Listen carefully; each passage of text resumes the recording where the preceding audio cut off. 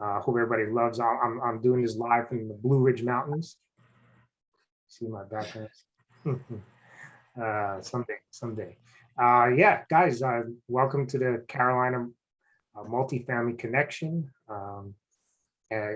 Purpose put this together, early in the year. Obviously, I'm New Jersey based, and I, started my focus on the Carolinas, North Carolina, and South Carolina, and in the virtual world, it kind of took an opportunity to join, I guess,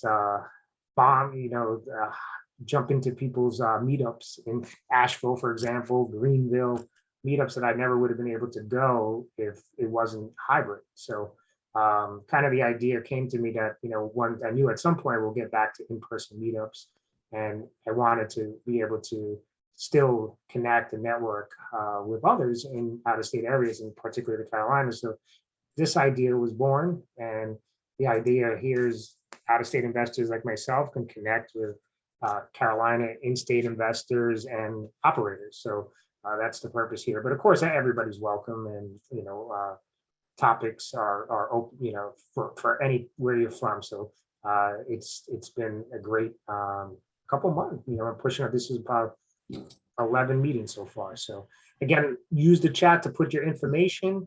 At the very end, you can use the 3 dots to download it. And what we're going to do here is this is going to be an pretty, open discussion. I have a couple questions to ask. If you want to, have a question, drop it in the chat. I'll let you come up and ask the question.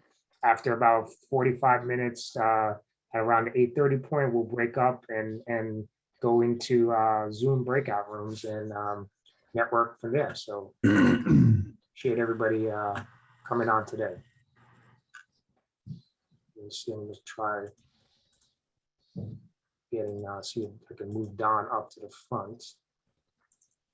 I think he may not be on yet, but I think we're ready to go. So yeah, today's actually pretty exciting. The topic is going to be closing your first multifamily syndication, and we have Maple and Rydon here, who recently closed on a property in Louisville, Kentucky. And I think part of what I'm looking to get out of this is, for those of us who are also trying to follow that roadmap to getting involved in syndications on the operator side. It's good to see, others who, have gone through the journey and are successful doing it. And it's also not just about, the how it's done, but just the preparation that goes into it before you even see that deal. So looking forward to learn about that, as well as, some of the specifics of the deal itself. But again, it's more, to learn and like anything else, you get inspired by seeing others that you have worked or spent time with do what it is that you're looking for. So what we'll do here, for those, I want to make sure that I give everybody an opportunity to introduce yourself. I usually read bios, but we don't want to do that with 4 people. That'd be a little boring. So let me start by bringing each one of you 4 on the stage and introducing yourself. I'll start first with Gonzalo Chernosky of Maple Capital Partners. Hi, Gonzalo. I'll let you introduce yourself and give a little bit of bio. Yeah, thanks, Jerry. First of all, for having us on. We're very excited to kind of tell our story of this current deal that we just recently excitingly closed on a little while ago. So a little quick about my background. I come from the civil engineering background, so I'm a licensed professional engineer. My education is basically civil engineering for highway infrastructure, buildings, things like that. I got into multifamily about 2.5 years ago. And basically, I'm the other half of Marc for Maple Capital Partners. I'm focusing more on the asset management side. So with my background of construction and engineering, it kind of fits me a little bit better with more of the contractor, the CapEx, budgeting, and things like that. So I take that role happily at Maple, and Marc shares the other side of the tasks that are related to real estate in general. So that's a little bit about my background, and thanks. Excellent. So next up, and by the way, it's not a requisite that you have a Carolina connection, but it does help, of course. Gonzalo, who was originally living up in New Jersey, recently relocated out to outside of the Charlotte area. So he is now actually a South Carolina resident, but Yeah, so I was in New Jersey for about 17 years, and yeah, recently, just around 5.5 months, pretty much packed up my family, my kids, the dogs, everybody, and just moved down here to good old South Carolina, right outside Charlotte, about 15 minutes, and living the good old life, I guess, down here. Excellent. All right, so next up, we'll introduce Marc Weisse, also of Maple Capital Partners. Yeah, so first of all, hello, everybody. Honored to be here, and thanks for the introduction there, Jerry. As Gonzalo mentioned, I'm not going to belabor the point, but we partnered basically because of our complementary skill set. So whereas Gonzalo comes from engineering, I come from the financial market side of things, so managing portfolios for high net worth individuals. And that's kind of, I guess, leads into kind of what I bring to the table in terms of capital raising and underwriting. It's most of what I do for my W-2, which kind of translates into the syndication realm. Started off in residential, like a lot of people in multifamily. Met Gonzalo at one of these type events, partnered up and started scaling our portfolio. And pretty soon we were, had our eyes on the larger multifamily. So that's what we're up to now, and that's where we're at. Excellent. All right, thanks, Marc. Next up, Ryan Sarka from Rydon Asset Management.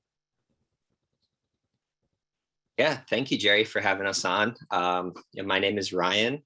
I am actually based out of the Buffalo, New York area, so pretty far upstate and away from most everybody else.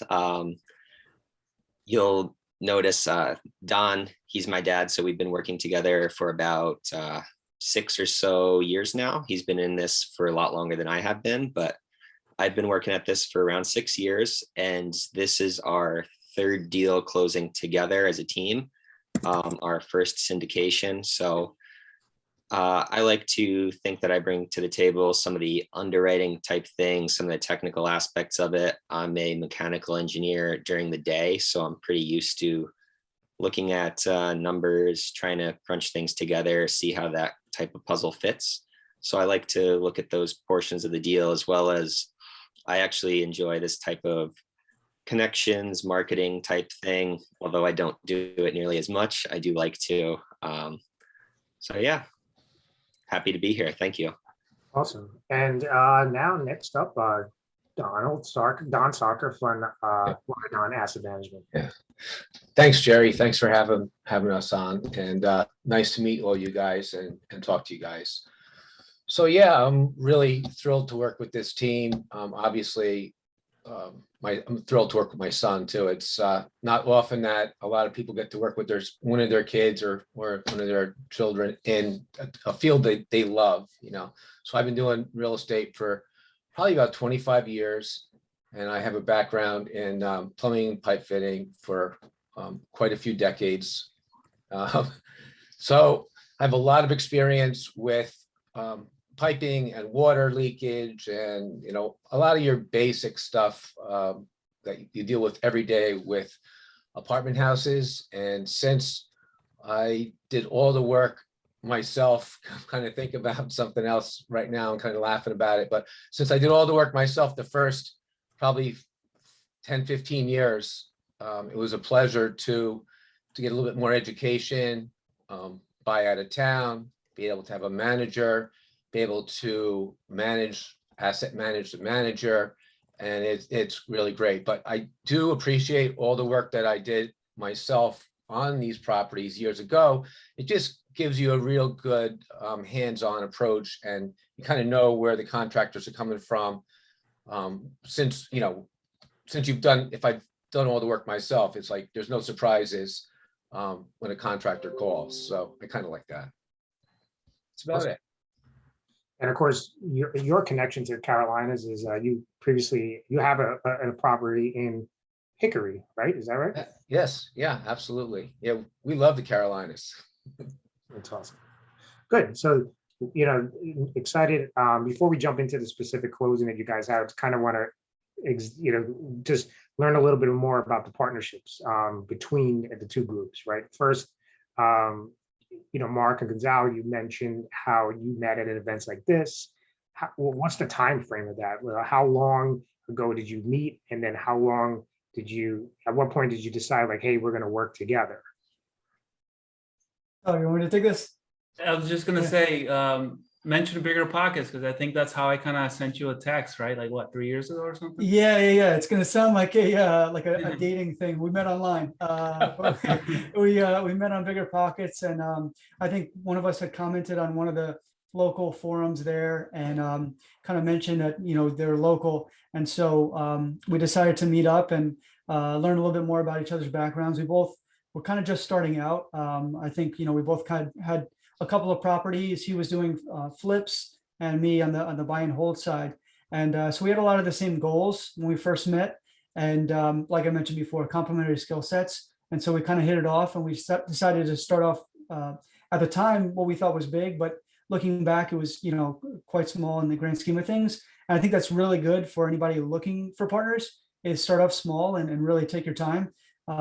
These are long-term relationships you're getting into. And just like marriage, it's really easy to get into, but a lot harder to get out of. So, take your time in vetting that person, really get to know them and what gets them excited, and, their personality, and whether or not that meshes with you.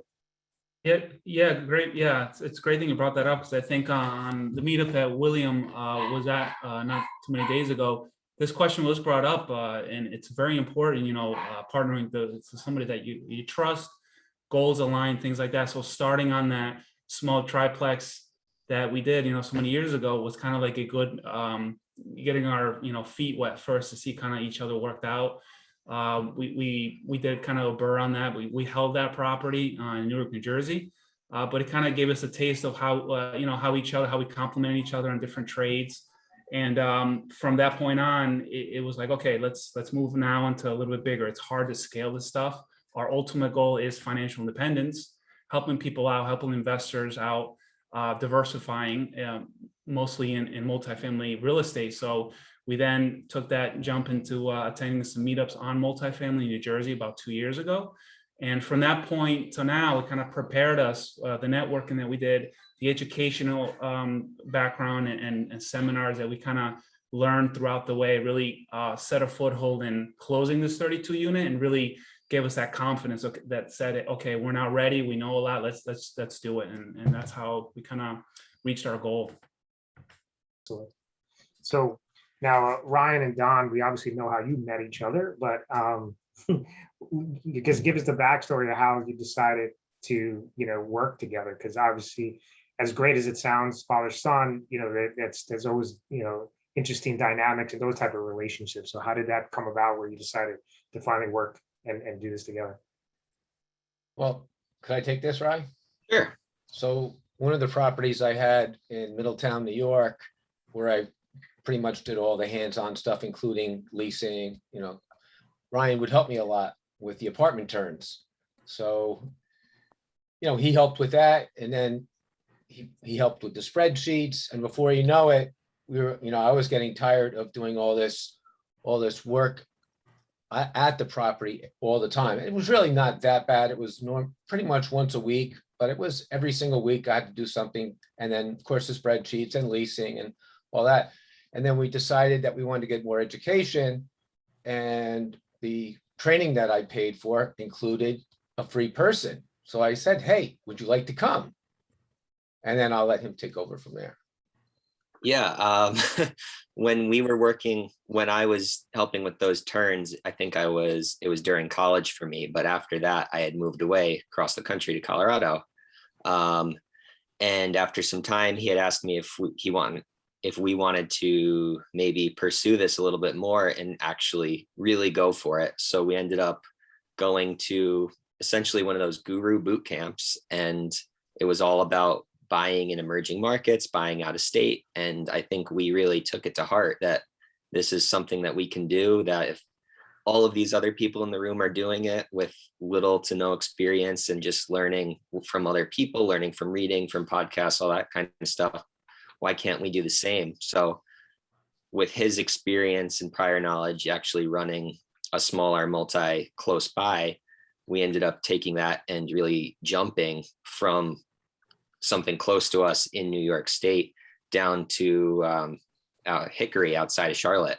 So that was our first really like cutting our teeth at out of state ownership, out of state working asset management, working with the property manager, multiple property managers on that property, and really learning how to run something that you're not boots on the ground and trusting who you do have on the ground.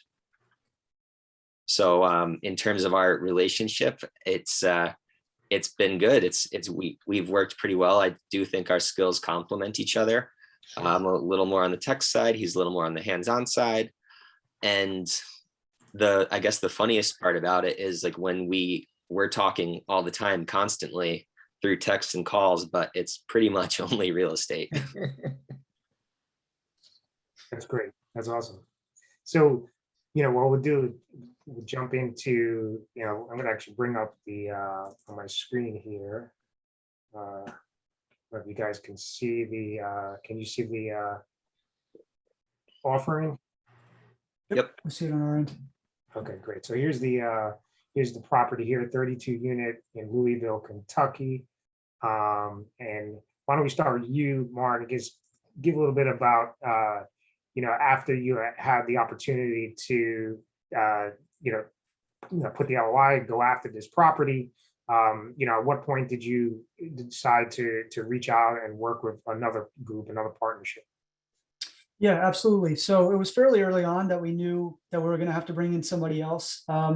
So just taking a step back, as Gonzalo mentioned earlier, this was really kind of the culmination of 2 years specifically focused on multifamily in terms of education and hands-on experience. We had co-sponsored on a couple of deals with a mentor at the time, and that really gave us the confidence to be able to go out and strike out on our own as far as making offers on properties. So we had a couple of false starts actually about a year prior to this. We learned a ton through those. So I would say, when you're going through tough times, as we're all bound to do in building this business, it's just take a step back and take the long view and try to view it from the lens of what can I learn from this experience. So all of those lessons kind of went into this acquisition. Now back to your question of when did we know that we were going to need a helping hand? It was really the capital raise as well as kind of the out-of-state nature of this asset that kind of told us that we needed to bring in somebody that was a little bit more experienced in managing out-of-state. We had the fortune of meeting Don. I don't think we had met Ryan in person at that point, but we had met Don, I think a year prior, going to some of these meetups in person back when that was a thing. And, had known a little bit about his story and felt really confident and really good about that we would mesh well in terms of our skill set. And so we, ran the deal past them, said, hey, is this the kind of asset that you would care on? We know that this is not your target market of the Carolinas, but we can, get you comfortable with the market. Do you like the deal itself? And that's kind of how we started the relationship. Awesome. So I guess, Ryan, I'll direct this at you. Really quickly, 32 units. What was the price, the closing price on this one? $2,475,000. Okay, and the total raise was how much? Approximately 1.1. Okay. So now obviously Marc, Gonzalo, but you never worked before. So now they reach out to you. I guess what is some of the exciting things that you think about, as well as some of the concerns that working with a different group?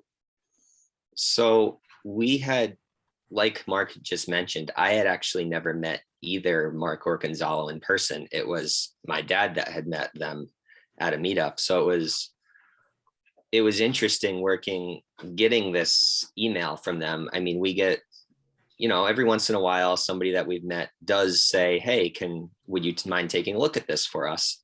And, most people in this business, almost everybody that you meet are willing to help throw a hand out and see what they can do to help somebody else. So of course, like, sure, let's underwrite it. Let's see what they've got here.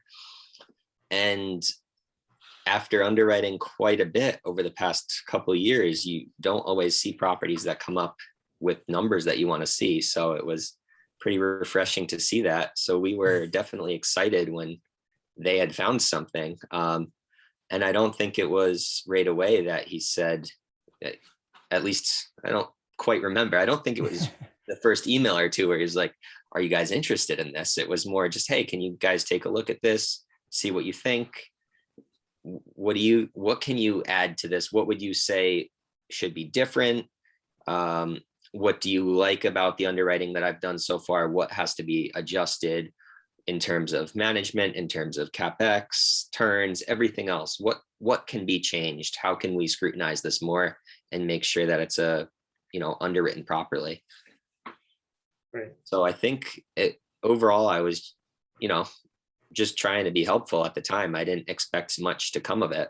And then over the coming weeks, when we actually continued to move forward with them, and something came of it where they had mentioned, do you want to hop on a call and talk about this more and really see where it goes? It was definitely exciting. I was skeptical of it actually getting as far as it did, but happy to see what happened. Can you guys see the screen here? I'm sharing the executive summary. Yep. Yes.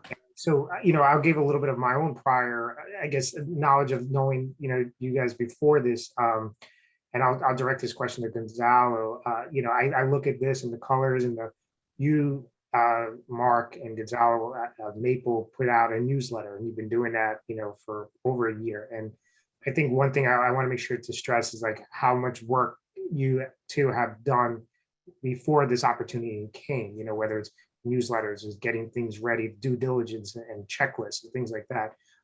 You want to just give a little bit of insight of how that helped when this opportunity came. Yeah, I mean, like we mentioned before, this is not like we just kind of woke up, and the next morning and kind of this deal fell on our lap, right? It really took this long to really network with the folks. This deal came through from one of our network contacts. So throughout that process, we developed that relationship with that person. We kept in contact with that person. And throughout this whole entire time, we were also, educating ourselves, searching for deals. Our actual target market is Nashville, Tennessee. So that's kind of like the area that we focused on. We took a couple of trips there, met brokers, visited properties, submitted LOIs to Nashville. And then interesting enough, a deal popped up in Louisville, not too far, a very similar market, it's a southern market, very similar style of property. So when it did come to us, we kind of was like, all right, very interesting. Let's start investigating Louisville a little more. We actually took a trip out there before we really sent out the LOI and got accepted. We wanted to kind of tour the property. We really loved that it was a townhome style property, which for us, it was very desirable, just seeing how COVID has kind of impacted people as far as their own private entrances, a little more privacy. So once it did fall in our lap, we were very interested with the deal. We did invest a lot of time up front to get to know the market. And I'm glad we did, because at the end of the day, we were able to share that information with Ryan and Don as far as our visit, what we saw out there. And we got very excited with this property from day one, from our first visit out there. So If I can just add one thing as far as looking at this deal, like I mentioned earlier, we kind of looked at a few different target markets. We had a few, like I said before, false starts. So we started off looking much closer to home in kind of Eastern Pennsylvania. And that was our first out of state experience of building a team and looking at deals and things like that. And then we looked at Nashville, and Nashville, as everybody knows, it makes all these top lists. So it gets a lot of attention. There's a really big audience for that market, as with some other Southeastern markets. But all of the skills that we had to put to use in evaluating Louisville came from, building a team locally in those other markets, putting property managers through kind of our vetting process, looking at different submarkets, doing mystery shopping. All of these were things that we didn't just, come up with. These were things that we learned from actually doing them and applying them in other markets. great point. Yeah. So I'll put this next one out to Don. Don, you mentioned, vast experience that you have in the industry. A lot of it, obviously, early on, for most of it, doing it yourself. You got Ryan on. You guys are working together. Now, moving up into a larger size property like this, you're working with another group. I guess, how did you guys do as far as managing the process of not overlapping, or, how did you guys communicate with each other, and how did that work out? So it's been great working with this team, with Marc and Gonzalo. It really everyone has a different skill set, and it's just we lay out different tasks for each other, and we just kind of work together. And I got to tell you too, in reference to a question you brought up earlier, Ryan and I needed to have partners as well. It's a team sport. We could not do it by ourselves.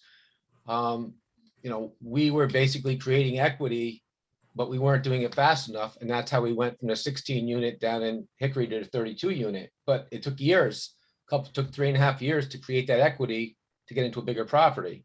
So, partnering up was awesome for us, and, being able to divide up tasks and keep on them is great. It's working out well.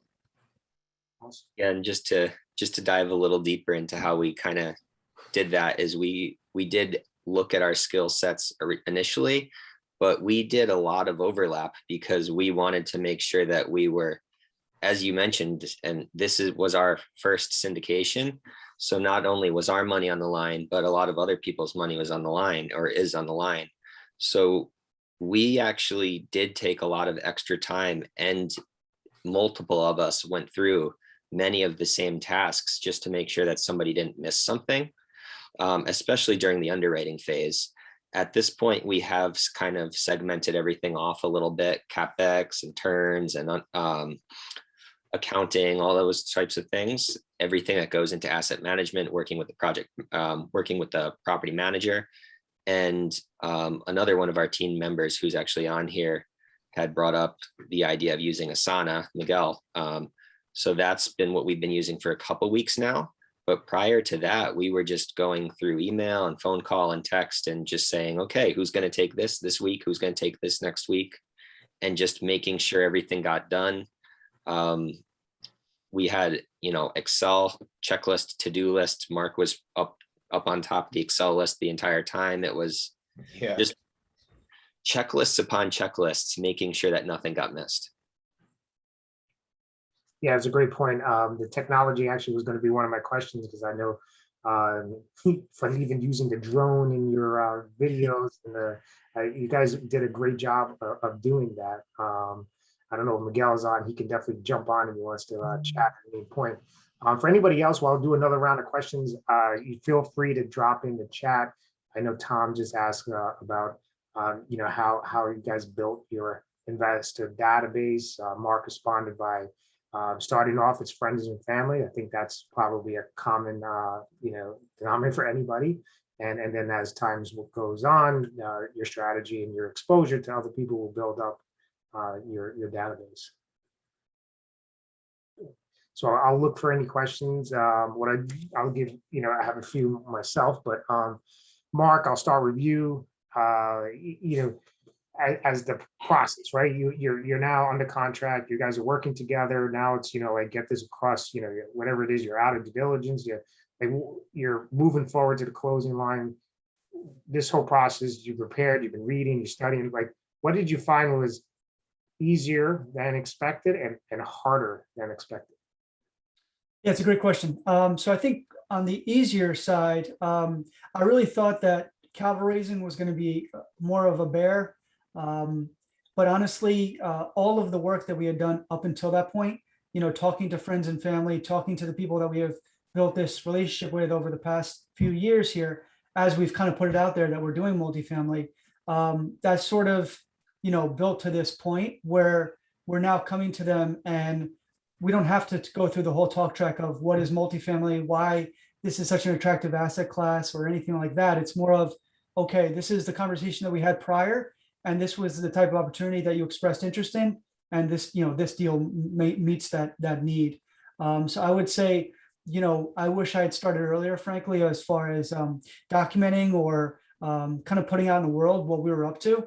But that being said, it's never too early to start, whether you're starting on the residential side, whatever kind of platform you're on, social media wise, just put it out there. This is what I'm working on. This is how I'm spending my weekend, that kind of thing. Because that all builds credibility. That all kind of builds confidence from people who may be watching. But so that was easier than I thought it would be. The capital raising, just being that we had a ton of conversations coming up to this point, and a lot of people knew that this deal was kind of coming by the time that we had it under contract. As far as tougher than what we expected, I think dealing with a lender was a little bit tougher, and I would say more so than that, dealing with legal entities, just because the nature of syndication, there are multiple entities involved, and so you just really want to make sure that you work with your syndication attorney and understand what's going to be required of you, because while typically you'll have 30 days to do your due diligence and then 30 days to close, it's kind of like, I guess, a safe number to go with. That sounds like a long time. It's really not, to do all the things that you have to do prior to closing. So you want to have as much figured out ahead of time with some of your team members, like the syndication attorney, so that when you do have to go and create the bank account, you have to structure the entities. You have all of that laid out for you. Right. That's right. Absolutely. So, now move a little bit ahead, obviously, as you're ticking the clock, you're moving towards closing, but, and the underwriting's already gone through, you've done due diligence, creating a budget. Gonzalo, put this question to you, talk about some of the things that for CapEx, for example, the variables that go into that.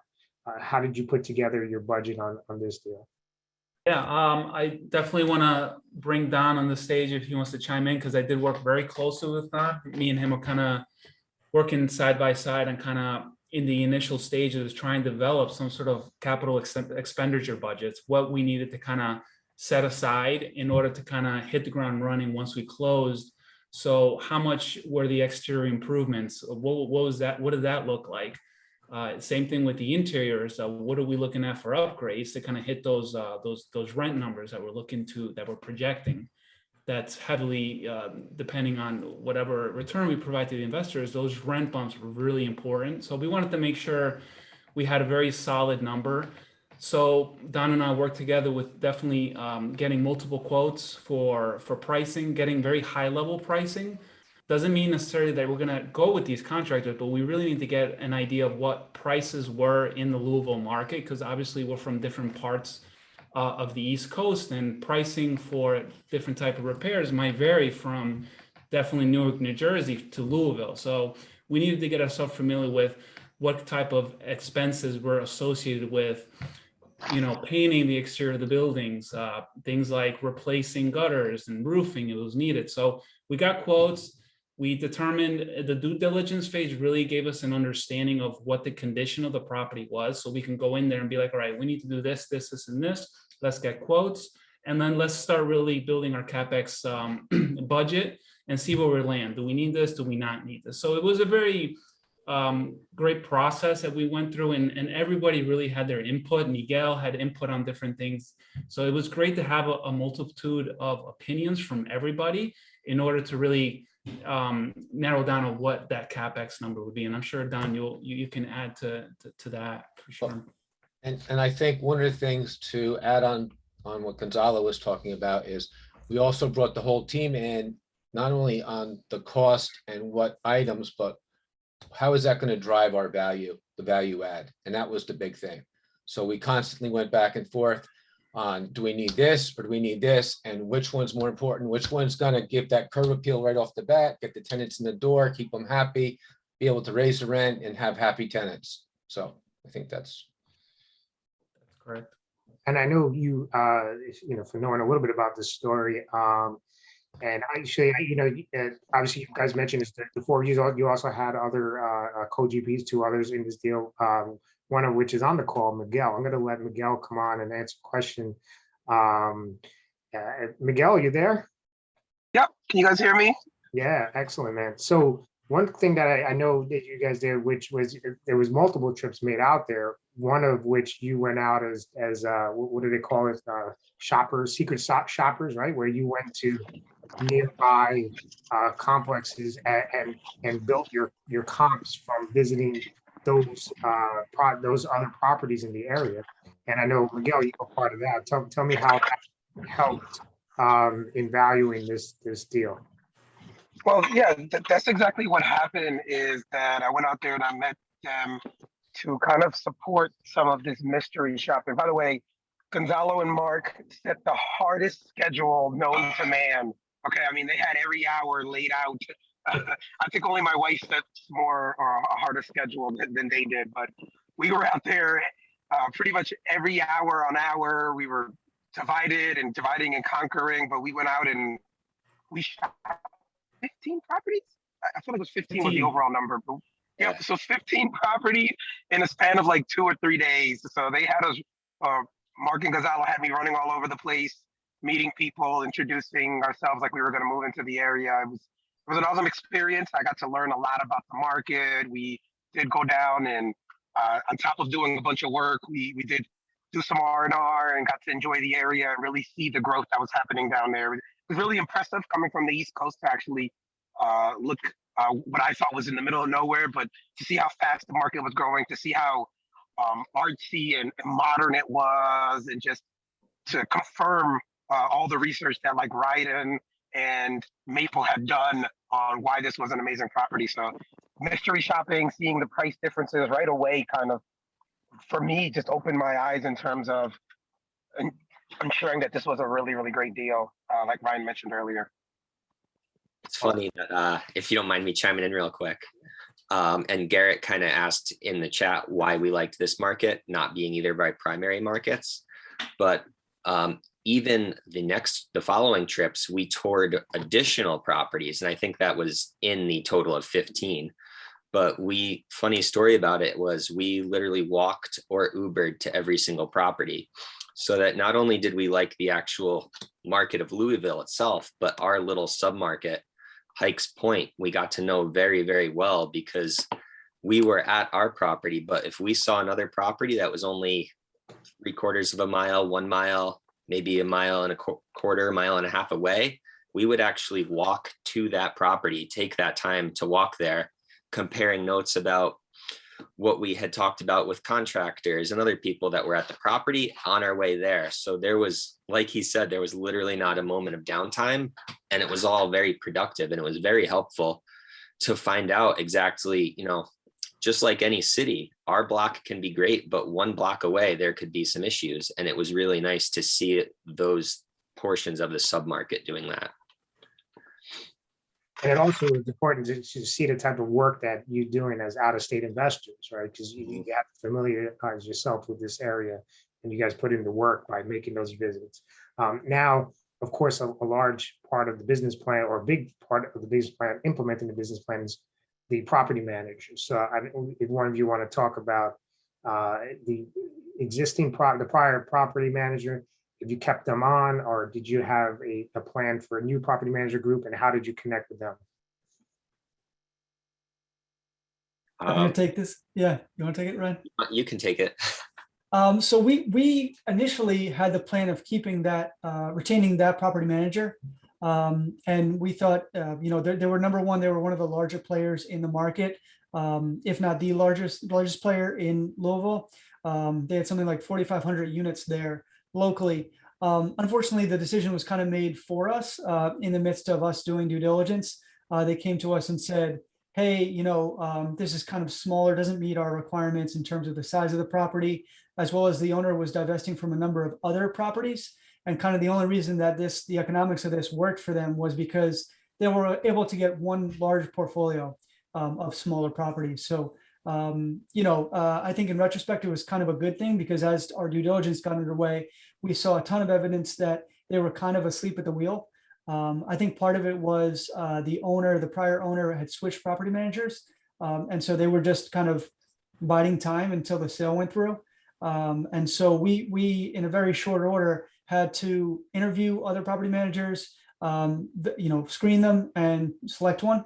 Like I said, it ended up being a good thing, because I think the property manager that we have is a lot more nimble, a lot more hungry to get our business. And so that was the process there. But again, going back to my prior comment, we wouldn't have known how to do that if we hadn't been through the process of doing that in prior markets. Yeah, you hit the nail on the head. We had our checklists already made. We had the questions all there. We just pretty much had to find 3 to 5 property managers, interview them, hit them with those questions. And from there, we were able to really select a great property manager that we have on board now. And we're just very excited to have them on there because they're just killing it with assisting us with the initial CapEx that we've recently started about a week ago. Yeah, and one thing to add, which I didn't mention, what Gonzalo brought up is we have a pretty good size value add business plan on this property. So we wanted to ensure the most important thing to us was that they could manage or help be our eyes and ears, boots on the ground for that business plan. They'd experienced kind of doing what we're looking to do. So part of our normal vetting is always talking to other clients of theirs, other clients of the property manager. I would recommend anybody looking into a new market, when you talk to property managers, get their references and talk to those references, and even see if those references have references with them, because you never know. It could be somebody's family, brother, sister, whatever. And then we asked them specifically, what was the business plan that they managed? Did they manage a similar CapEx strategy as we're looking to do? And sure enough, they did. So we were comfortable moving forward with them. And if you feel like, anybody on this call, if you feel like you need to switch property managers, if they're not performing at their best and how you think they should, I would just say that you should remember that the property manager is probably the most valuable person on your team, them and their team. And they are, especially for out-of-state owners, they're keeping that asset alive and making sure it's performing its best. And you're asset managing them. So you're kind of managing the manager. So although it is a huge pain to switch property managers, if you feel like there's a need and you can find someone, vet somebody out, that's good in that market, it's well worth it. We've had to do it in Hickory, and now we just did it here, although we did not work with that other manager for very long. It's worth the process. How are you guys going to manage the go forward meetings? How are you going to deliverables? How are you keeping track of these? We have a couple meetings set up with different people at the property manager. This management company is set up in slightly different than other ones that I've worked with. So they have basically somebody doing turns, somebody doing CapEx, somebody doing accounting, leasing, etc. So we have different calls typically on a bi-weekly basis with each of these different groups to make sure that we're where we want to be with our business plan. And then of course, email correspondences going out pretty often, especially on things like CapEx, where Don and Gonzalo are more involved, talking through going through our leasing, our plan with who we want to keep, what we want to raise this rent to, what kind of water fee do we want to add. We're going through each of these details, and much of it actually goes back to the initial due diligence that we did on the property. Not that we're following it to the T, because there are things that come up and you can't always get rid of a certain tenant, or something happens and maybe they left on their own, but we're following our plan that we set up, and then working with the manager to ensure that it happens, and hopefully happens better than we expected. Just one thing that I will add is since this property manager, they do have individual people that are in charge of different divisions. So the person that Don and I kind of deal with mostly is the person that's in charge of helping us with the capital expenditures, what needs to be upgraded, lawn cutting services, things like that. So we coordinate with her and we get that done, versus what Ryan and Mark, they deal more maybe on the tenant side, the turn side, leases, things like that. So we each have kind of our tasks, our duties to do. And obviously we get together and we make overall decisions with everybody on kind of what direction we want to do with things. But as far as making it as easy as possible to not really cross communicate, Don and I would be in charge of a certain division versus Ryan and Mark for another, which is making it pretty easy. Yeah, just to add in terms of systems, we use Asana as well, which we got to thank Miguel for being the resident project manager. So for anybody that's, from the project management space, or maybe you're not, and you're just getting into the space, highly recommend Asana or Trello. There are a bunch of products out there that you can use for free off the shelf. Monday.com is another one that's popular. Awesome. So yeah, listen, there's 20 of us on here. So if anyone has question, feel free to just jump on.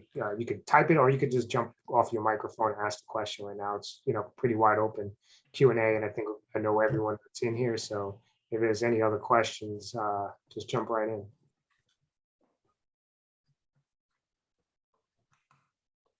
So no one's asking questions, Jerry, so I'll be the one to kind of hop in here, but I do just want to state an overall comment, right? I've worked in project management, IT for many, many years.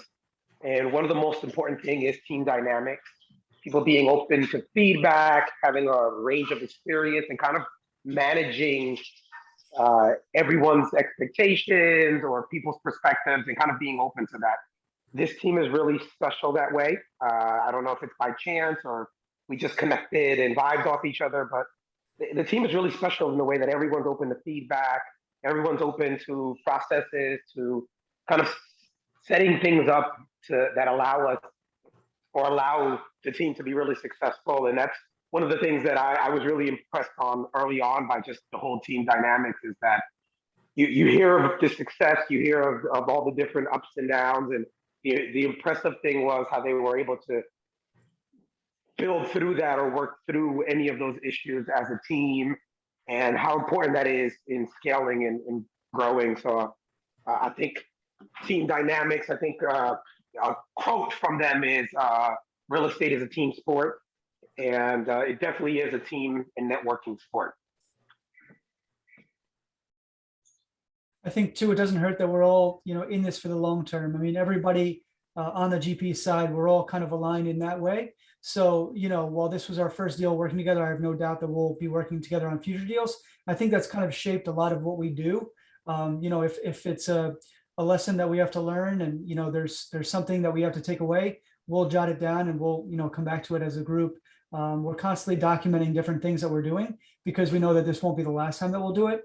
And that's, I guess, why I'm a little bit neurotic with the to-do list. So, it kind of brings up a great point about setting up, process procedures that are repeatable, and everything you do, you're going to learn. And then we're looking to do this again. How about leading into this? There's so much out there: information, education, coaching, mentorships. How much did that help, as you went through this process? Well, I can say for me, Ryan and I did mentorship, coaching, and when he talked about the boot camp, it wasn't just one boot camp, it was 12 to 14 boot camps, and each one was a long weekend. So it was a lot of education, but it was worth it. It was worth it when it's something you really like to do, and you see the light at the end of the tunnel, that you can make nice money at it. It's worth it. That's true. Very, very, very true. And I got to ask this question because, obviously, for many of us or who are interested in becoming active as operators, are still, in a W-2, still working in their own job or whatever. And I would say it's almost impossible for one person to do all this. So I don't know where all of you are in your, if you moved into that full time or W-2. I know, at least 3 or 4 are still working on your W-2. How much did that help, having other partners that overlaid and could pick, could handle, I can't make this phone call, I have to do something for work, something like that. Like, how much does that make a difference? Well, I could say for one thing, it was huge, especially I don't really have too much access to a computer during the day. And between, Gonzalo and Marc and Ryan, luckily they were able to help out more in this area, like on these closing documents. Oh my goodness, you got to get this done. You got to get this done. And that was huge. Yeah, I would say every week it was, even every day during this process, it was very helpful to have a team of guys that we could trust and that were dependable and that we knew would get these tasks done. Many of them do have a timeline, especially towards the end. That timeline is exponentially small, it feels. So it's really nice to have multiple people that, as Marc said, we're all in it for the long haul. So although this is a single project that we all worked on, I think knowing that we all want to do this for a very long time, we all try to perform to our best with each of these little things that pop up. So very helpful to have additional people. It'd be extremely difficult to do it by yourself. I think that's one of the things too that, you know, in addition to what I said earlier, as far as capital raising and somebody who had experience before, we knew that we would need more hands on deck, myself and Gonzalo, you know, in the beginning, because of the fact that, you know, there's just so much going on, so much to be done prior to even getting to closing table, that, you know, I would, if it's your first deal that you're looking at, I would absolutely stress the idea that don't be afraid to give up equity in order to get it across the finish line. Because, you know, part of any deal is better than, you know, 100% of no deal. Yeah, and I totally agree, right? 1% of something is better than 0% of nothing, right? So like I said, it's a team sport.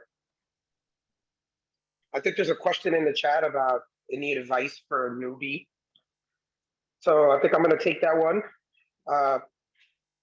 My advice is to just realize what you believe your strengths are, but more importantly, just talking to everyone you know about this. When you start getting around like-minded people and you start taking action, you start educating yourself, the opportunities will present themselves.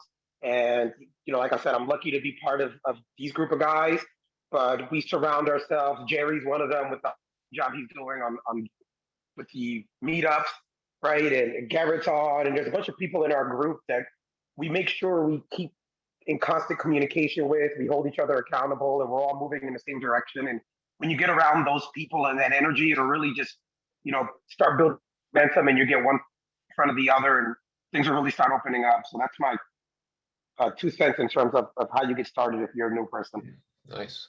Yeah, Yeah, I'll definitely add to that, Miguel, for sure, that what you just mentioned is so important. Like, just surrounding yourself with the type of people that have kind of like the similar goals that you do, right? So going to these events, networking, going out to coffee, to people who have a vision of, you know, reaching financial independence someday, being GP, a part owner of I've never thought I would ever be a part owner of a 32, let alone a duplex or something, right? Apartment complex, but it's all just due to, you know, hard work, networking, and just kind of like surrounding yourself with people that are like-minded and have the same goals as you do. So yeah, I would say also it's just, especially with this stuff, you got to remember that it's the long game that matters. Most people aren't gonna just say, I want to do this, and then a month or a couple months later have a property that's of any substantial size. It really does take a lot of work, a lot of upfront work, and a lot of things that, like, you put in a lot of hours. I think everybody on this call can say you put in a lot of hours that no one's ever going to see you do, between, you know, investor touches and broker touches and underwriting and everything else that goes into it. So you just have to know that you're going to look at a million things before something actually works out, typically. Yeah, and that also brings the conversation, you know, the acquisition fees and things, like the amount of work that goes into this, that I don't, you know, not everyone has a full understanding. It's a great point. Hey, Sean, I saw you had a question and raise a hand. I'll put you on up here. Yeah, absolutely. Thanks guys for sharing. We know a lot of markets are like really competitive right now. You guys have any nuggets around any or points of interest around winning the deal? You know, any interesting stories around that? Yeah, so I mean, speaking candidly, we haven't, technically speaking, you know, bid against anybody to win a deal. This was off market. So as far as best and final advice or anything like that, where it's kind of something on the open market, I really can't speak to that, to be honest with you, because we haven't been successful in that that end. Yeah. So I haven't closed the deal, but as cap rates kind of press here and things get worse, the only nugget I can share is that you have to get really, really great at asset management, right? That's where you are able to save or see some of the changes and some of the prices they're asking for. Example, this deal here, the team implemented some amazing water savings and our CapEx budget is, it was big and it's changing and morphing into aligning more with what the area and market are demanding. And there's just other items like that where asset management really can help you with the competitiveness of the market. The other thing is you have to get really creative. I think I mentioned today that, we were talking before we hopped on this deal in terms of how do we offer amenities in an area that doesn't have it. And we suggested kind of partnering with local gyms and pools, right? Me and being in New Jersey, right? I kind of have this issue on a regular basis. We're looking at only units that have basements so we can offer storage or expansion of garages and parking lots. There's the whole idea of how you add a cell tower, but you need to get creative and really understand your market and understand some of the newer ways to actually master your market so that you can get competitive with these offers and kind of be in the forefront of being able to make a deal work.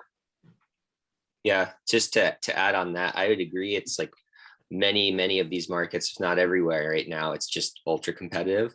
So, and we've gotten outbid on, I don't even know how many deals at this point over the past 2 years or so.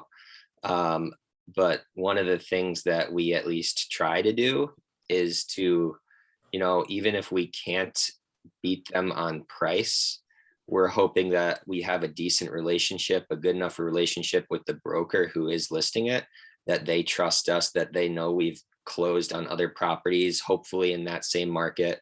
Again, that we know the market really well. So even before putting in that offer, we have every little savings that we can put in there while still knowing that it's semi-conservative, that we're going to hit these returns.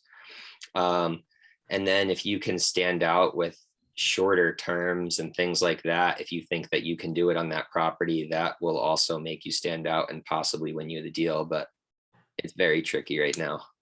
It's hard. I think definitely speed will help, there's surety of close, like Ryan mentioned. There's kind of mastering the asset management side and being able to provide value to make maybe the deal pencil out that somebody else couldn't otherwise. And then I also think like speed in some cases matters, being able to just underwrite more deals basically faster than everybody else so you can make more offers.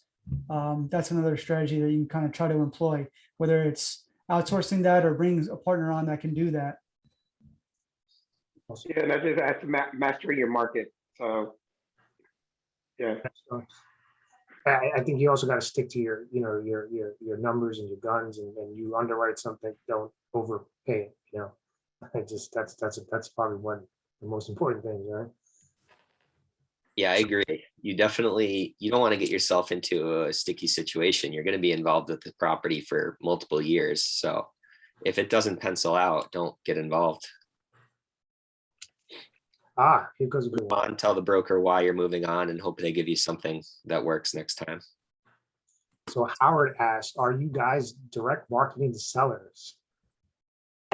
Jerry, I think that's a question for you. Yeah. It's in the works, and that is that's the next plan.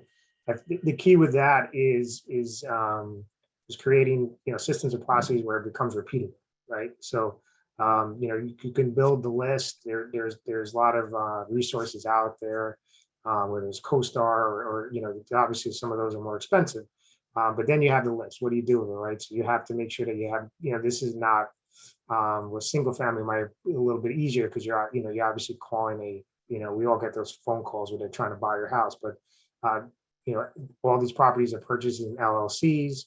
You have to be able to pierce that to get out to the correct owner. So there's a process. It's called skip tracers that will get you down to potentially the actual owner. So the answer to that is that's in works, but we are making sure like everything else, there's a process in place that we can get out letters to the list, make phone calls to that list, repeat it, and you end up touching some of these same owners a couple of times. You don't know when you catch them at the end of the year, they're tired of that building, or they're tired, their kids don't want the building.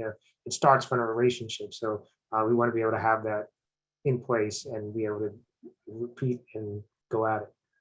Yeah, one thing that Mark and I did initially when we did our first trip to to Nashville is obviously first work order was really meeting the brokers and sitting down with them with the relationship we built probably 4 months prior, and actually meeting them face to face. And then after we kind of like made that initial step, our relationship with the brokers got a little bit closer. Hey, these guys really made an investment to go out to, from New Jersey at the time, fly there, get to know the market.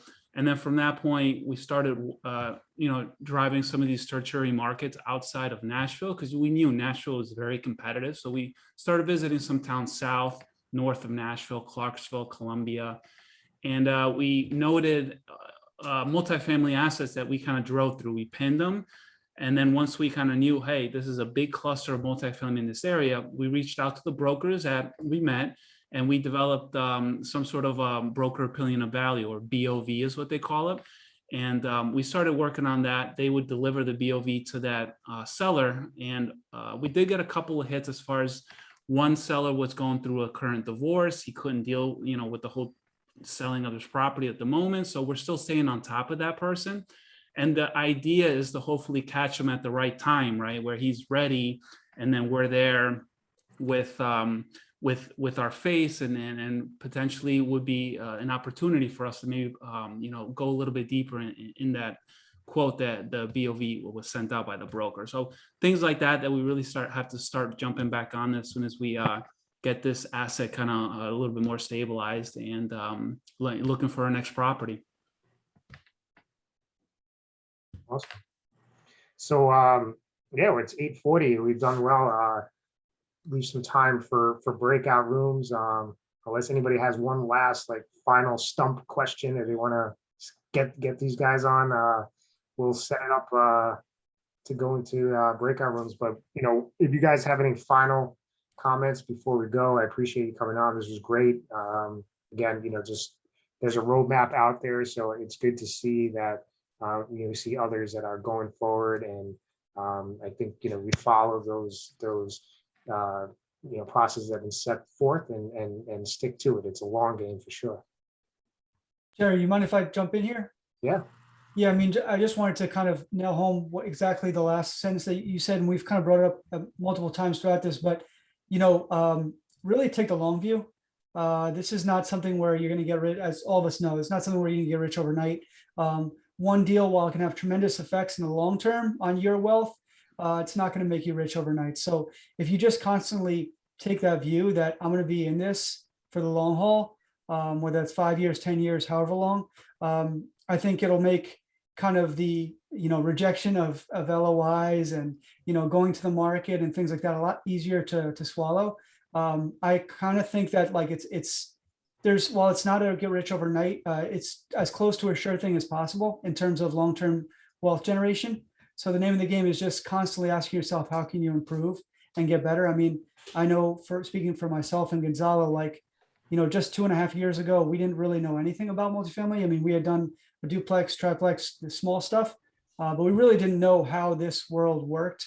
I would just say it doesn't happen overnight. Stick at it every day, set up, goals for yourself to get you there. And like we said earlier, surround yourself with people who are doing it. Awesome.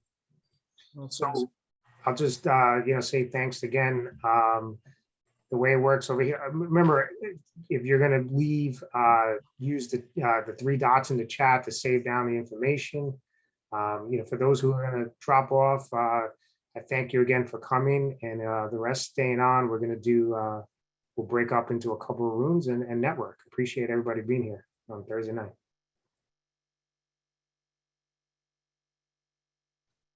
Let me not forget to save the chat myself.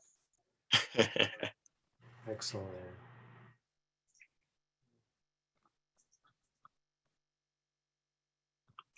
All right, we'll break into rooms. Thanks again, everybody. That was awesome. That was good stuff. Thanks, guys. Thank you. Thank you.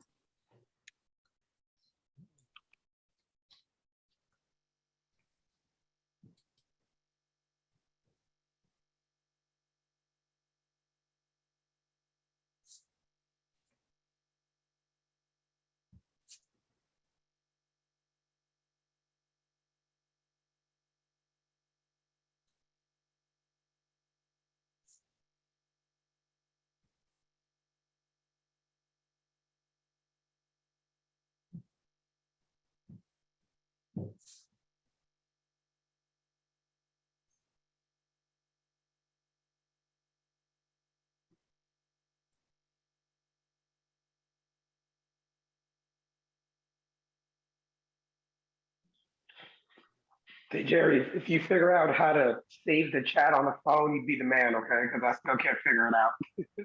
I saved the chat? On a cell phone. There's no three Oh, buttons. yeah, I don't think you can. So, did you want to go into a room? Yeah, throw me in. Well, it has you in room 3. I guess you're not. All right, hold on. Let me click on the thing because I'm on the cell phone. Hold on. Oh, okay.